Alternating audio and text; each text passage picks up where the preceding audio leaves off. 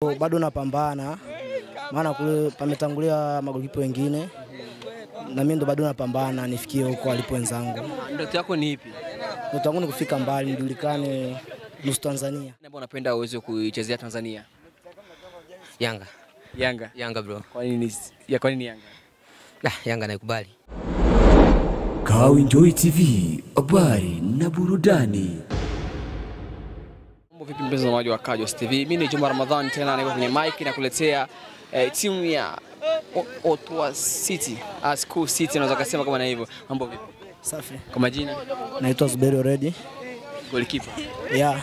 Tunaanza na wewe. Kwa nini haujapanda daraja la kwanza kwenye School? So bado napambana, maana kule pametangulia magolikipa wengine, na mimi ndo bado napambana nifikie huko walipo wenzangu. Ndoto yako ni ipi? Ndoto yangu ni kufika mbali, nijulikane nusu Tanzania. Asante bana. Neno moja kwa School. Nawapenda sana, tu focus, kombe ni lazima. Asante sana. Haya. Bana tunakwenda. Wapo, mambo vipi naanza? Safi. Kwa majina? Naitwa King Gwegwe. King Gwegwe. Naoza. Yeah. Tuambie wewe kama wewe ndoto yako ni ipi kwenye mpira wa miguu? Hapa lazima nifikie hatua kuchukua kombe. Na ndoto yangu ya kwanza lazima nichukue kombe. Uchukue daraja la 3 au daraja la kwanza? Nichukue kwanza hapa daraja la 3, chukue la pili hadi la kwanza. Vipi? School City kuna daraja la pili? School City kuna daraja la pili? Ile hapa ni daraja la 3. Daraja la 3. Na daraja la 3 waga ninapanda daraja. Kutoka daraja la 3 naingia la pili mpaka daraja la kwanza. Tuambie ndoto yako, unatamani kesho kutwa ukijafika kwenye School, ukichezea School kachukulia kombe. Timu gani ambayo unapenda uweze kuichezea Tanzania? Yanga bro. Kwa nini Yanga? Yanga naikubali. Neno moja kwa School. Nawapenda sana mashabiki zetu. Mje kwa wingi. Yaani msimu huu lazima tuchukue. Mje kwa wingi sana. Asante nao. Haina noma. Bwana wapo wengi. Mambo vipi bro? Safi. Mishi inakuaje? Sana. Kinyonge sana. Unyama kabisa. Bwana tuambie mmetarajia nani ushindi wa pointi 3 na bao moja au mlikuwa nataka mpate zaidi hapo? Amnasema nini? Sema referee alifanya mambo ya ajabu. Ila magoli yalikuwa ni mengi na magoli yalipatikana, tulifanya vizuri. Sema tumemshukuru Mungu kwa matokeo ambayo tumeyapata kwa siku ya leo.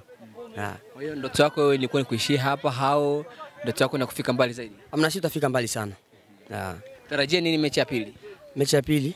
Mimi naahidi tu mashabiki waje kwa wingi na wasitoke kuja, maana sisi tumekuja hapa kwa ajili yao, kuja kufanya kitu chema. Bwana asante. Poa. Bwana tunakuja kuongea na mchezaji ambaye alipigwa